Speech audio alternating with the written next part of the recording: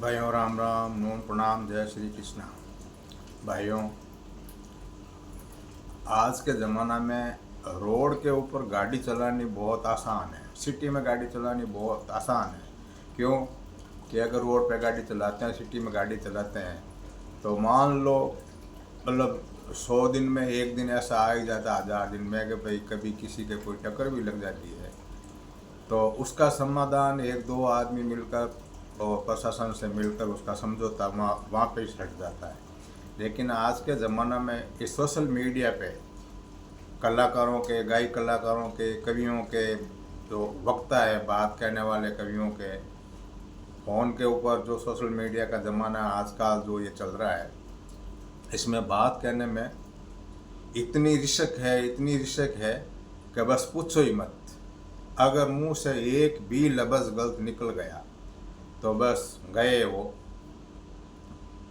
कोई उसका मतलब एक नहीं, हजारों लोग उसको मतलब उठा ले गए, तूने ऐसा कह दिया, तूने ऐसा कह दिया।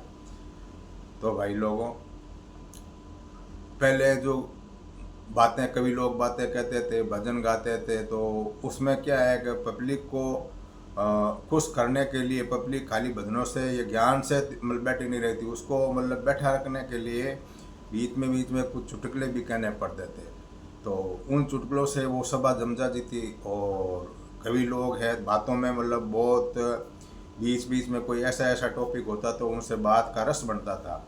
अब तो एक एक लफ्ज़ सोच समझ के बोलना पड़ता है।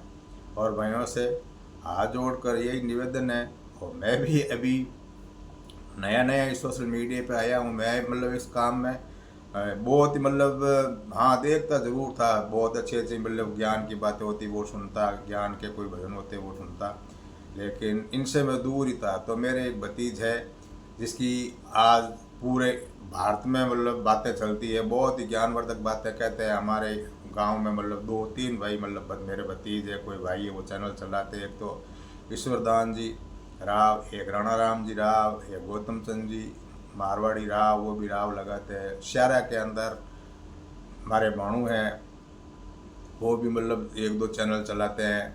राधे श्याम जी, उनकी मतलब हुंकारे बात बहुत अच्छी चलती है। तो कहने का मतलब है, ये जो हुंकारे बात मतलब ये कहते हैं, उनके जितना मैं तो वक्ता हूँ नहीं। तो हमारे भतीज ईश्वर लाल यहाँ पे आया, तो आज 2016 से पहले मैंने कोई कविता वहाँ लिखी या दो वहाँ लिखा, रचित मतलब कविता मेरी खुद की ही बनाई हुई थी, पढ़ी थी। वो डायरी मैं देख रहा था, ईश्वरलाल आ गया, उसने वो मेरी पूरी किताब में 2 बार डायरियाँ देखी। तो ईश्वरलाल ने बोला, काका जी आपके पास में ये जो बातें हैं बहुत ही ज्ञानवर्धक है, नशा के प्रति है, बाल विवाह के प्रति है, और बहुत ही मतलब समाज को ज्ञान देने वाली है, और ये आपकी डायरी के अंदर यहाँ पे कौन देखता है, इसको वायरल करो, पब्लिश करो। तो मैं आपके साथ में हूँ, मैं आपका एक चैनल बनाता हूँ यूट्यूब के अंदर, इन चीज़ों की बहुत मतलब ज़रूरत है, तो आप ये मतलब वायरल करो। उनके कहने से मैंने ये चैनल बनाया है। हाँ, बात करने में मतलब थोड़ा ऐसा होता है क्योंकि अभी पहुँचता भी है भाई 50-55 के लगभग 55-56 साल के हो गए। तो 50 साल के ऊपर होने के बाद में थोड़ी याददाश्त भी मतलब कम होती है, तो अभी थोड़ी भूली भी पड़ने लग जाती है। तो मेरे इस वक्ता मेरे बोल और मेरी वाणी के ऊपर आप मत जाना, लेकिन जो भी कहानी मतलब कहूँगा, आपको जो बात बताऊँगा, कहानी कहूँगा, उसको आप पूरा सुनना। हर कहानी का पीछे बहुत बड़ा गहरा मतलब सारांश और ज्ञान आपको मिलेगा। और कभी कभी बीच में बच्चों की है, कोई हंसी मजाक का ऐसा बीच में कोई ये यूट्यूब चैनल पे, फेसबुक पे आ ही जाए तो आप नाराज मत होना, वो मैं हंसाने के लिए मतलब ऐसे ही भेजता हूँ। बाकी ज़्यादातर बातें मेरी ज्ञान की ही मिलेगी। और न तो मैं आज तक की मतलब आप देखो वीडियो मेरा, आपकी फ़ोन के ऊपर आप देखते ही हो, जितना भी मैंने वीडियो डाला है उसके ऊपर मैं मतलब नहीं ऐसे कहा भाई आप फॉलो करो, इसको लाइक करो, शेयर करो। क्यों कि अगर पब्लिक को अच्छा लगेगा, उसे ज्ञान मिलेगा, तो कहने की ज़रूरत ही नहीं है, वो अपना आप उसको शेयर करेगा, लाइक करेगा, फॉलो करेगा। तो आपसे हाथ जोड़ के यही विनती है कि आपको अगर मेरा वीडियो अच्छा लगे तो आप उसको लाइक करना, फॉलो करना, शेयर करना। और इसमें कोई त्रुटि भी हुई है, कोई बोलने में, कोई कहने में, कोई बात में अगर गलती है तो वो आप कमेंट में भी लिख के बता सकते हो, उसमें मैं नाराज़ नहीं होऊंगा। और अभी आपको एक मैं बात मतलब बताना चाहता हूँ, आप ध्यान से सुनो। उसमें क्या है, बात है उसके सामर्थ्य को दोष नहीं। मतलब कहने का मतलब एक कोई प्रवचन चलता था कहीं पे, मतलब एक राजा था, चक्रवर्ती राजा था, पूरे मतलब देश के ऊपर उसका राज था। तो उसमें उसके मतलब गुरुजी आए हुए थे, संत महात्मा। तो वो उसका फैमिली गुरु, पूरे परिवार का वो गुरु था, बहुत बहुत ही अच्छे मतलब सामर्थ गुरु थे। तो उसी मतलब राजा के दरबार में बहुत बड़ा पंडाल लगा हुआ था और प्रवचन चल रहा। तो उस महात्मा जी के मुंह से एक ऐसा शब्द निकला कि भाई सामर्थ्य को दोष नहीं। अब पूरी पब्लिक, पूरी जनता सब सुन रहे थे और उसमें ये वर्ड आ गया कि भाई सामर्थ्य को दोष नहीं। अब सामर्थ्य क्या होता है? सामर्थ्य होता है बड़ा, बहुत बड़ा होता है वो, मतलब सामर्थ्य होता है। राजावाद, वो चक्रवर्ती राजा था, उसके दिमाग में बस वो एक ही पॉइंट फिट हो गया कि भाई अपना गुरु महाराज है, ये बहुत बड़े बल्लभ गुरु महाराज है और इनसे तो कोई बात छानी नहीं है। ये अपने मुखार में से खुद कह रहे हैं कि भाई सामर्थ्य को दोष नहीं। तो इस संसार में मैं चक्रवर्ती राजा हूँ, मेरे से बड़ा तो कोई है ही नहीं। अगर मैं कुछ भी करूँ तो मेरे को दोष नहीं है। अब ये मन के अंदर मतलब ये एक ही पॉइंट इसके घूम रहा था। और महाराज जी का वह प्रवचन खत्म हुए, महाराज जी बस वहाँ से आप आगे कहीं पे चले गए, पहाड़ों में घूमने के लिए चले गए। और अभी ये वो राजा के दिमाग में सोते के, उठते के, बैठते के, एक ही दिमाग में सामर्थ्य को दोष नहीं, सामर्थ्य को दोष नहीं। अब ये बात उसके दिमाग में ऐसा घर कर गई कि बस पैसों से लो, राज में लो, धन से ले, दौलत से ले, कुछ भी संपत्ति में लो, कुछ भी मतलब है तो मैं मतलब संसार में सबसे बड़ा हूँ, मेरे से तो कोई बड़ा है ही नहीं। तो मैं कुछ भी करूँ तो मुझे कोई दोष नहीं लगता। अब ये बात राजा के मतलब मन में आती आती एक मतलब ऐसा घर बना लिया। तो राजा के क्या, एकाएक ही मतलब राजकुमारी लड़की थी, वो शादी के योग्य हो गई। तो राजा के सोते सोते के दिमाग में आई, भाई मैंने इसको मतलब पाला है, पोसा है, मेरी खुद की, भाई अपन धान निपजाते हैं, अपन खुद अपने हाथों से निपजाते हैं, तो उसका मतलब पालन पोषण अपन खुद करते हैं और उसकी देख रेख करते हैं, वही धान अपन खुद खाते हैं। और जैसे फल फ्रूट लगाते हैं बागों में और उसको बड़ा करते हैं, पालते हैं, पोसते हैं, उसका पूरा मतलब हिफाजत करके बड़ा करके फिर उस फल को अपन खाते हैं। तो क्यों नहीं मैं दूसरे राजाओं का नौरा करूं। और एक बात और है भाई साहब कि हम मारवाड़ी है, तो कभी मतलब हिंदी बोलते बोलते उसमें कभी अपने राजस्थानी मारवाड़ी शब्द आ जाता है, राजस्थानी बोलते तो उसमें कभी हिंदी का शब्द आ जाता है। तो उसमें आप नाराज मत होना। तो राजा के दिमाग में ये है, भाई मेरे ये कहे कि ये बच्ची है और इसकी शादी वैसे ही करनी है, मैं भी अभी बूढ़ा नहीं हूँ और इस बच्ची की शादी मैं दूसरों से क्यों करूँ, मेरी खुद की बच्ची है और घर का पानी घर में, मैं इसके बच्ची के साथ में मैं खुद ही शादी करूँगा। अब एक दो दिन तो वो अपने दिमाग में मंथन इस बात के ऊपर करता रहा, किसी को बता ही नहीं। एक दिन हुआ, 2 दिन हुआ, 3 दिन हुआ, वैसे उस दिमाग में एक ही बात कर गई कि भाई ये इसमें अगर शादी कर ही लेंगे तो इसमें कोई दोष तो है नहीं, है कि दोष तो इसमें कुछ है नहीं। क्यों? गुरु महाराज ने खुद ने कहा सामर्थ्य को दोष नहीं। अगर दोष होगा तो इसका भागी गुरु महाराज खुद है, अपन क्यों टेंशन ले। अब ये बात उसके दिमाग में आई तो बात राजा है जो रानी के आगे मतलब वो बात पेश कर दी।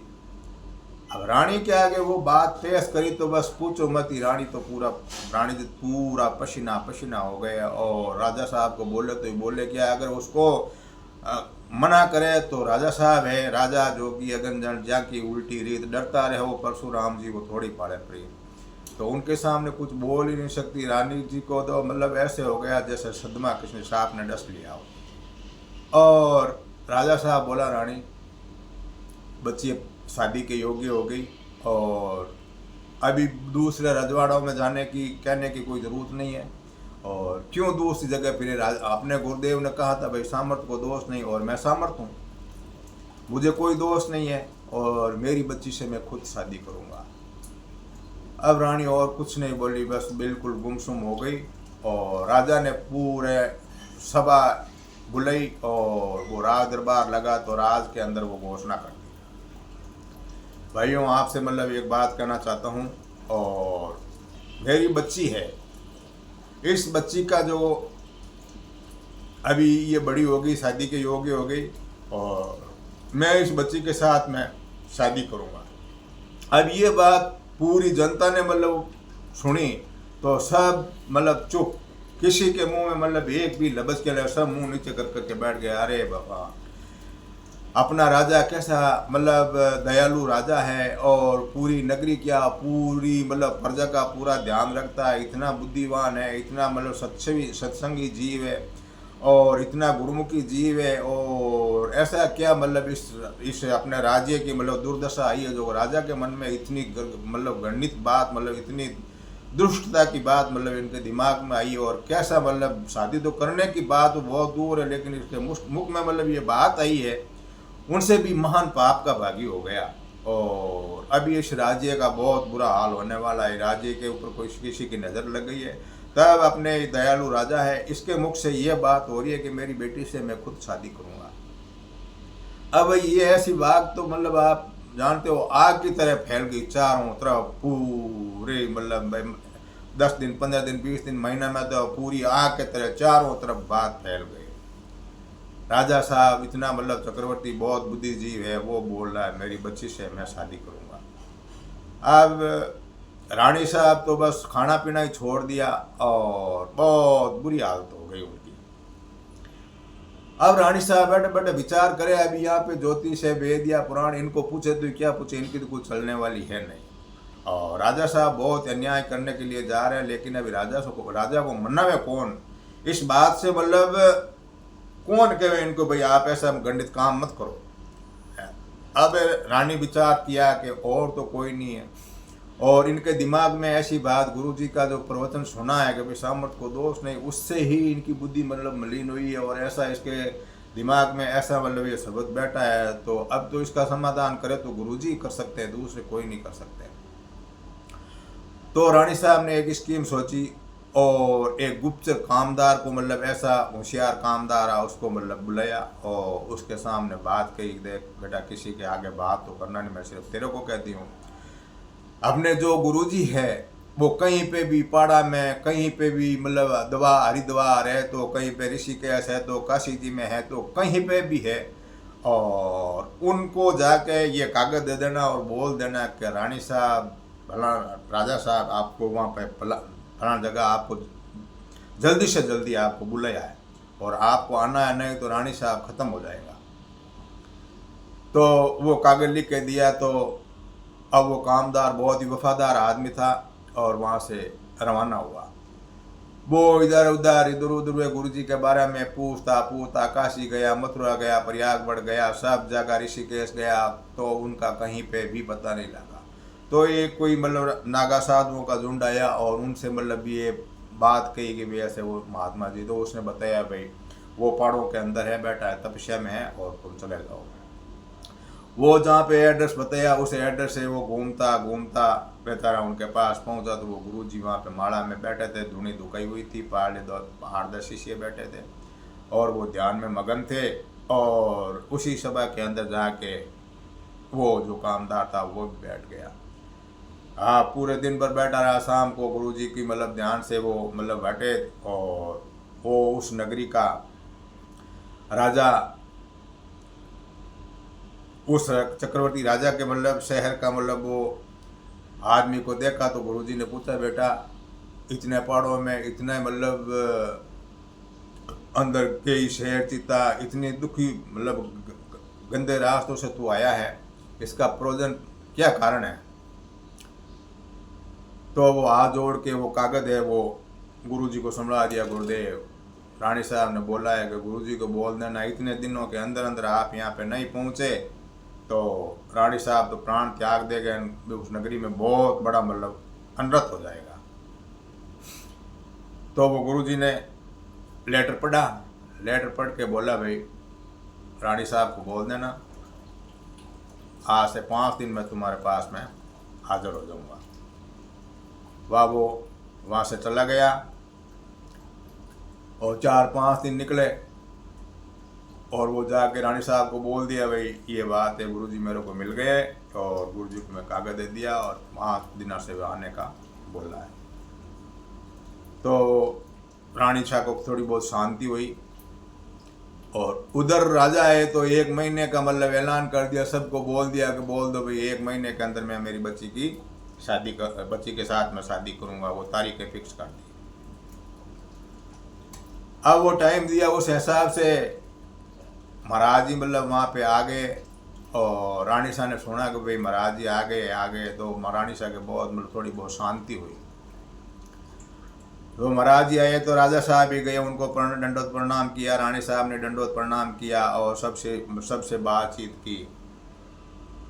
तो राजा साहब का कोई काम आ गया, राजा साहब बाहर चले गए और रानी साहब बैठे थे और राजा महाराज जी पूछे बच्ची इतनी उदासी आपके चेहरे पे और बिल्कुल शरीर तुम्हारा पीड़ा पड़ गया, बात क्या है?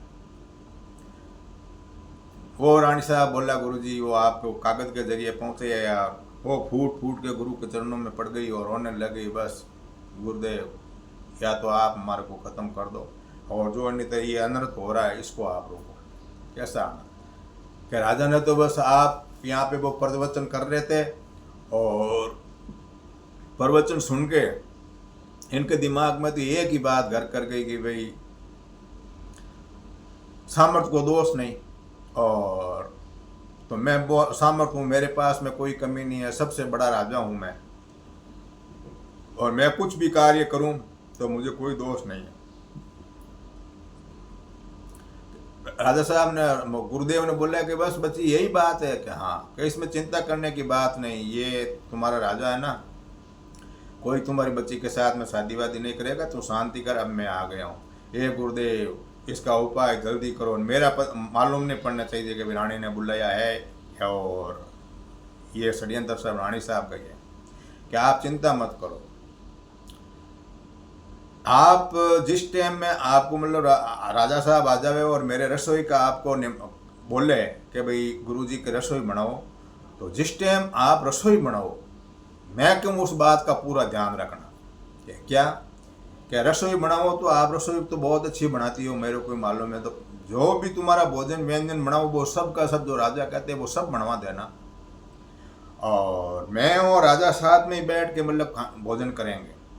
लेकिन एक बात का ध्यान रखना कि क्या कि जब हम भोजन करने के लिए बैठें तो तुम्हारे किसी कामदार से 1 कटोरा के अंदर आराम वो है जो कोई 1 कटोरा के अंदर ऊपर ढक्कन दे के वो कहीं से मंगवा देना। और रानी तो एकदम हाथ जोड़ के एक राजा साहब गुरुदेव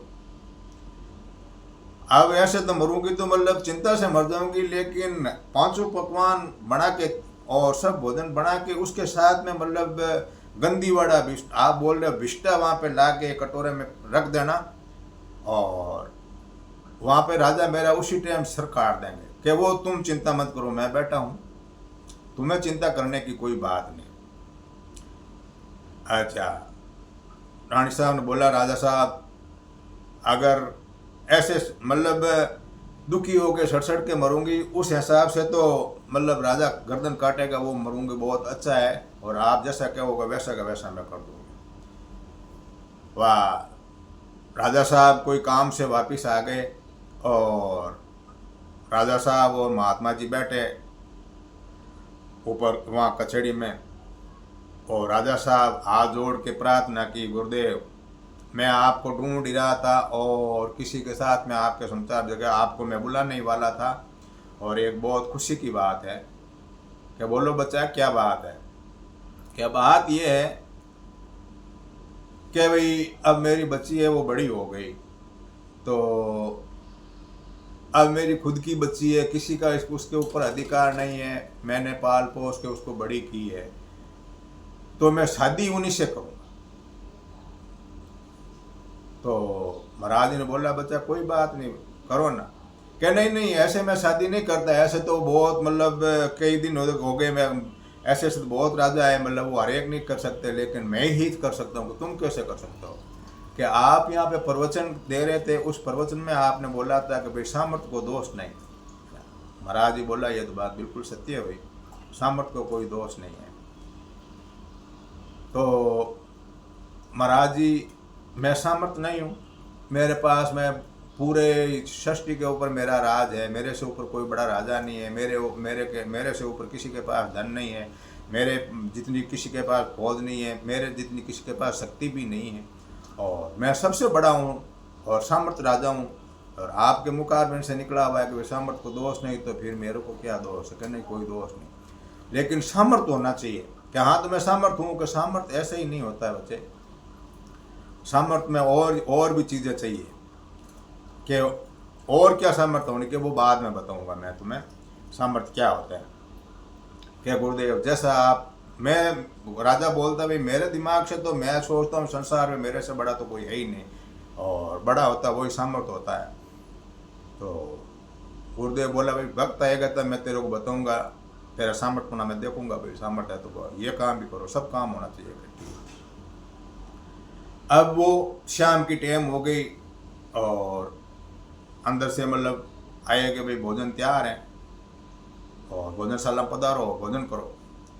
गुरुदेव और महाराज जी अंदर गए तो जहाज में बिछाई हुई थी और बहुत अच्छे अच्छे बाजोट लगे हुए थे। एक राजा के बाजोट लगा हुआ था, एक गुरु जी के बाजोट लगा हुआ था, पानी का लोटा वोटा सब थाल, 33 भोजन 32 सारना बने हुए, 5 ही पकवान मतलब सब बने हुए थे, दोनों थाल सजे हुए थे।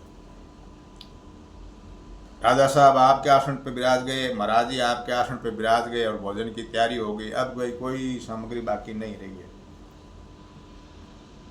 और राजा साहब बोला गुरुदेव भोजन शुरू करो।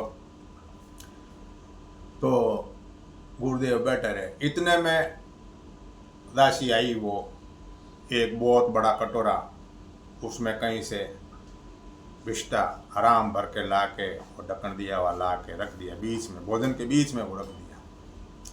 और उस कमरे के अंदर क्या तो महकार फूल रही थी मतलब खाने की, और वो बीच में रखा तो पूरा कमरा के अंदर गंदी गंध आने लग गई। अब राजा को बहुत बड़ा गुस्सा आया, ये क्या है दास ने, ये क्या ला के रख दिया। वो ढक्कन दूर किया तो बस पूछो ही मत। अरे दासी वो तो इतना रख के वो तो भाग गई अंदर। और राजा को री सही, राजा उठते तलवार के ऊपर हाथ डाल के और अंदर जाने गया कि रानी ने ऐसा क्या षड्यंत्र रचा है, ये क्या कर दिया है, ऐसी बढ़िया रसोई बनी हुई है वो बीच में ये ला कर रख दिया। तो जैसे ही वो तलवार के ऊपर हाथ रखा तो महाराज जी ने उसको रोका, राजा सुन बैठ जाओ, तलवार नीचे रख दो और बैठ जाओ अपने आसन पे। वाह, गुरुदेव के आगे तो उनकी भी नहीं चलती है। वाह, वो बैठा। अरे गुरुदेव अपन लोगों का अंदर रसोड़ा में से रानियों ने और दासियों ने अपमान कर दिया। आज तक ऐसा कहीं पे भी नहीं हुआ है जो अपने ये भोजन और बीच में ये चीज ला कर रख दी कि नहीं नहीं ये तो कोई गलत चीज नहीं है, सही चीज ही है कि ये तो सही चीज ही रख दिया, तो इसमें कौन सी गलत बात है। क्या वो गुरुदेव राजा साहब ये बिल्कुल नॉर्मल है। अरे गुरुदेव ये क्या बात कर रहे हो, ये कोई चीज अपने रसोड़े में काम की है? नहीं नहीं बिल्कुल। तो राजन अभी आप बताओ आपके मन की बात, क्या आप आपकी बच्ची के साथ में शादी करना चाहते हो?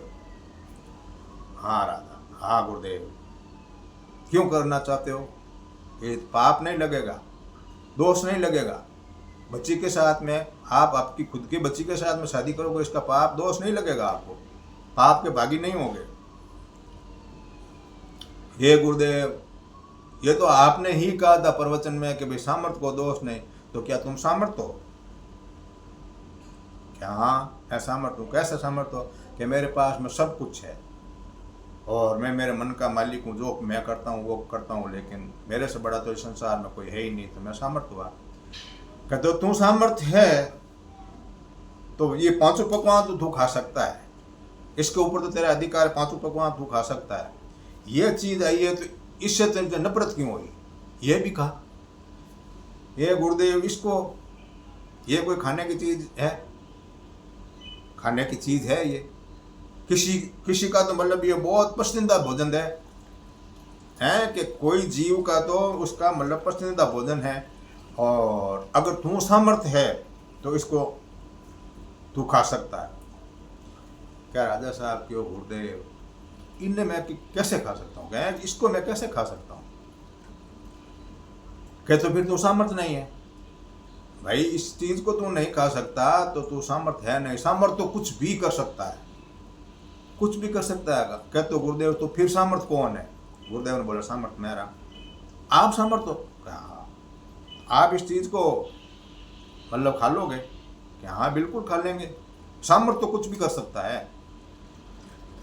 ये गुरुदेव इस चीज को कैसे कहोगे? नहीं, ये चीज मैं खाऊंगा, तुम्हारे सामने खाऊंगा, और तुम खुद भी कहोगा कि या आपका बिल्कुल ये मतलब पसंदीदा भोजन है, या तो तुम इसको खा लो तो तुम तुम्हारी लड़की के साथ में शादी कर सकते हो, कोई दोष नहीं तुम्हारे को, है कि या तो तुम इसको खा लो और तो तुम्हारी लड़की से मतलब आप शादी कर सकते हो, तुम्हें कोई क्यों, तो तुम सामर्थ्य है, और नहीं तो मैं इसको खा लूँ। तो राजा साहब बोला गुरुदेव आपको मतलब बाद के ऊपर, या मतलब आप ये मेरे को मनाने के लिए खा लोगे, या इसको मतलब खुशी से या अपना पसंदीदा भोजन समझ के खाओगे? बिल्कुल मेरा पसंदीदा भोजन समझ के मैं इसको खाऊंगा। कहते हो गुरुदेव आप इसको खा के बताओ मेरे को, मैं कभी जिंदगी में ऐसा नहीं बोलूँगा, मैं जो भी मेरे मुंह से वो बात निकली है उसका मैं पश्चाताप करूँगा। तो वो तो बहुत ही समर्थ गुरु थे, बहुत ही वेदई मतलब पराक्रमी राजा थे, गुरुदेव थे। तो वो तो परमात्मा का भजन किया और 1 मिनट के अंदर है वो अपना शरीर है वो त्याग के वो गंडूरा का रूप धारण कर लिया, गंडूरिया का। अब गंडूरिया का पसंदीदा भोजन क्या होता है? वो नरक ही होता है, पांचों पकवान बलि पड़ रहे, उसको तो कुछ मतलब ही नहीं है। वो तो एकदम उस सभा के बीच वो दोनों राजा बैठे थे और इधर वो गुरु जी बैठे, गुरु जी आपका वो शरीर है उसको तो त्याग दिया और वहाँ पे गंडूरा का रूप धारण कर लिया।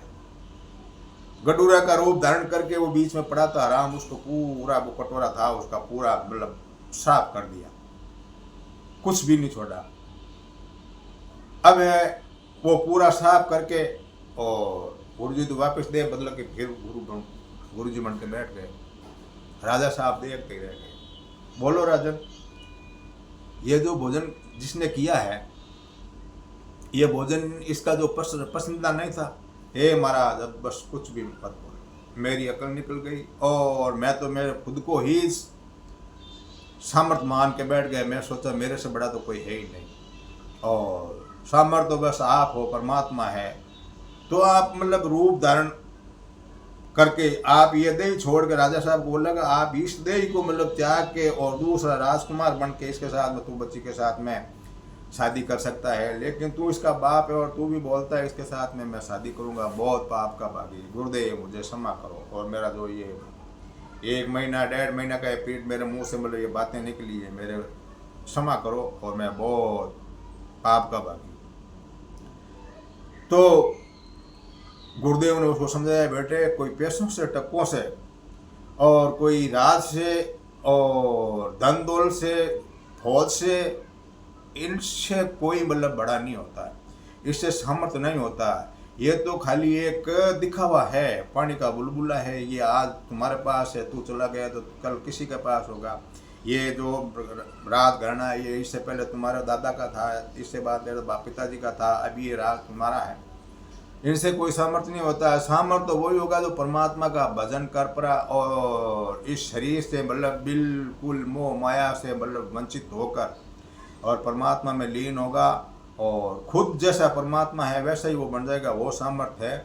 और बाकी माया से कोई सामर्थ्य नहीं होता है। तो राजा साहब ने बहुत ही मतलब पश्चाताप किया, ये गुरुदेव मेरी गलती हो गई, तो भाइयों इस बात का सारांश ये है, अहंकार मत करो। ये जो आपने दिखावा है ना, इसके ऊपर आप किसी चीज़ का अहंकार मत करो। ये मत सोचो मैं बड़ा हूँ, ये सब परिवार है, छोटा मोटा गरीब बड़ा छोटा सब एक है, और इसमें सबसे हिल मिल के रहो। सब यहाँ का यही पड़े रहेगा, रुपये पैसे टके मतलब सबके सब। देखो पंजाब में मतलब क्या मतलब कैसे कैसे मतलब थे, बड़ी बड़ी बिल्डिंगें थी, एक एक किसान के पास में 100 भैंसें थी, और उन मतलब क्या हुआ उनके साथ में। जो ईश्वर करता है, उनकी जब मार पड़ती है तो वो किसी को भी नहीं बख्शती है। और अपन तो क्या है, कोई कार्य करके भूल जाते हैं। इस जन्म में अपने पास अपने ऊपर भूली डाली हुई है, अपन तो कोई कार्य करके भूल जाते हैं। लेकिन परमात्मा के पास में ऐसा लेखा जोखा है, आज नहीं तो कल, कल नहीं तो परसों, लेकिन 20 साल के बाद में अगर आप आराम से हो या अच्छी रोटी खा रहे हो, अच्छी ज़िंदगी जी रहे हो, तो आप 20 साल पीछे चले जाना कि आप किसी का देखना कि मैंने क्या किया, तो या आपके दिमाग में आएगी मैंने उसका भला किया। और आपकी मतलब औलाद है और आपको सुख दे रही है, आपके मतलब कहनों में चल रही है, और तो आप सोच लेना कि भाई मैं ही मेरे पिताजी के माँ बाप के साथ में थोड़ा अच्छा किया था, तब मेरी औलाद भी मेरी सेवा कर रही है। लेकिन वो नहीं भूलता, वो तो एक एक बात का हिसाब उनके पास में। परमात्मा अपन चाहे कुछ भी छाने कहीं पे भी बैठ के अपन कोई काम कर ले, परमात्मा से कुछ भी नहीं छूटता है। और जो भी कार्य करो, दुनिया की नज़रों में चाहे दुनिया उसको गलत कहे, परमात्मा का चोर मानो, परमात्मा की नज़रों में गलत नहीं होना चाहिए कि भाई जो मैं कार्य कर रहा हूँ ये ईश्वर, ये मतलब आपकी नज़रों में गलत नहीं होना चाहिए। दुनिया तो करती रहे, कुछ भी नहीं है दुनिया में तो। मतलब जो अच्छा करेगा उसका भी मतलब विद्रोह करेंगे, बुरा करेगा उसका भी विद्रोह करेंगे। दुनिया के प्रति मत देखो, खुद को ही समझाओ कि भाई जो मैं कार्य कर रहा हूँ, अलग अंदर कमरे के अंदर बैठ के कर रहा हूँ, कहीं एकांत में कोई कर रहा हूँ, जो कार्य कर रहा हूँ ये सही है या गलत, खुद के मन को समझा के ही वो कार्य करना। नहीं समझाओगे तो 20 साल बाद में इसका रिजल्ट आपको, जैसे अपन पसंद देखते हैं आगे और पीछे उत्तर नहीं मिलता, तो उत्तरमाला में देखते हैं, पीछे जाकर देखते हैं तब उसके में अपना उत्तर मिलते हैं। उसी हिसाब से उत्तरमाला अपन की 20 साल बाद में अपन को मिल जाएगी कि आपने क्या किया, तब अपन को ये ऐसा हुआ। और कर्मों का जो मतलब दंड है, और अपने कर्मों का फल है, वो तो अपन को भोगना ही पड़ेगा। अपन सोचते हैं हमने ऐसा कि कुछ नहीं किया, ऐसा कुछ नहीं किया, नहीं ऐसे नहीं, पीछे जाओ। पीछे भीष्म पिता 101 साल पीछे जाके देखा, तब उसने मतलब वो समझ में आया कि मैं कोई टाइम में राजा था और एक सर्प को भाले में मतलब मैंने नहीं, कामदारों को कह के भाले में डलवा के उस सर्प रास्ते में सर्प था, वो सर्प को फेंकवाया, वो जाके वो थोर होती है कांटों वाली, थोर के ऊपर पड़ गया, और उसके ऊपर बोलते हैं भाई वो सूढ़ों के अंदर बिंदी, इसके मतलब वो छुड़ी हो गई। उसी का 101 साल बाद का मतलब उसको मतलब वो कर चुकाना पड़ा, उसका बदला चुकाना पड़ा, तब वो खुद सूढ़ी के ऊपर चढ़ा। तो भाइयों राम राम। बात को आपको अच्छी लगी है ये बात, आगे लाइक करना, शेयर करना, फॉलो करना। हाँ।